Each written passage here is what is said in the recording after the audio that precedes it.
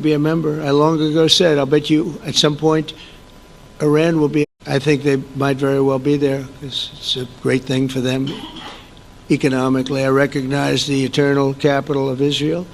I opened the American embassy in Jerusalem. That was something that everyone said would never be done, could never be done.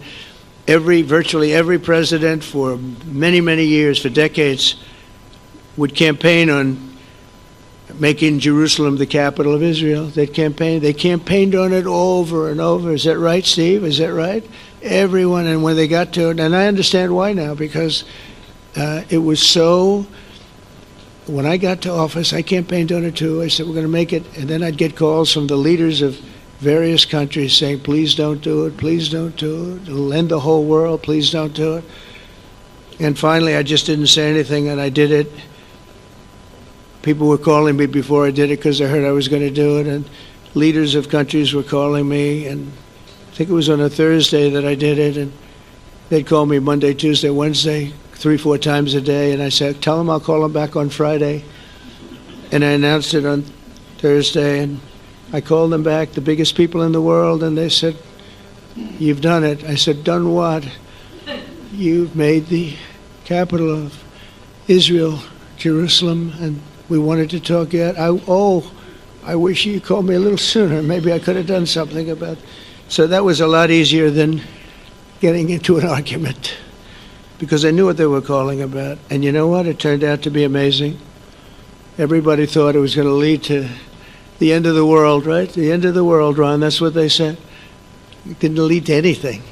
It just led to something that I promised, and something that was very, very popular for Jewish people and a lot of other people too.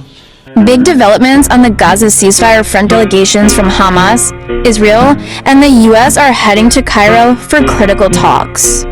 But the geopolitical stakes just got even higher.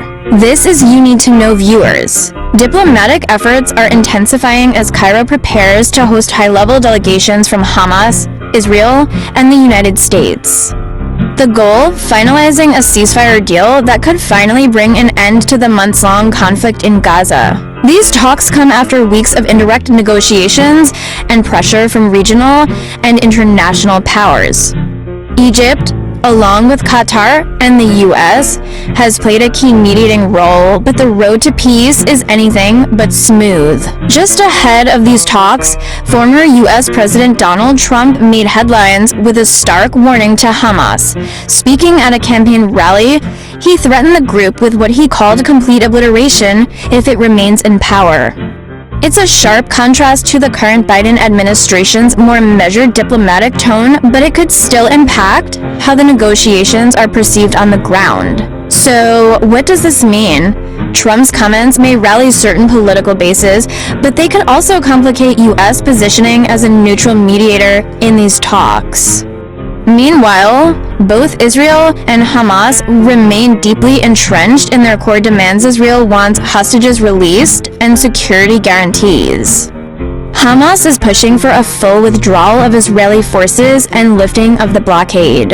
In summary, as the world watches Cairo, the stakes couldn't be higher. A deal could pause the violence and open a door, however narrow, to longer-term peace. But with deep mistrust on all sides and outside voices like Trump turning up the heat, diplomacy will have to work over time. Stay tuned, we'll keep you updated as the talks unfold. Don't forget to subscribe to this channel, Global Pulse TV. I remain your humble narrator, Emily. See you on the next one.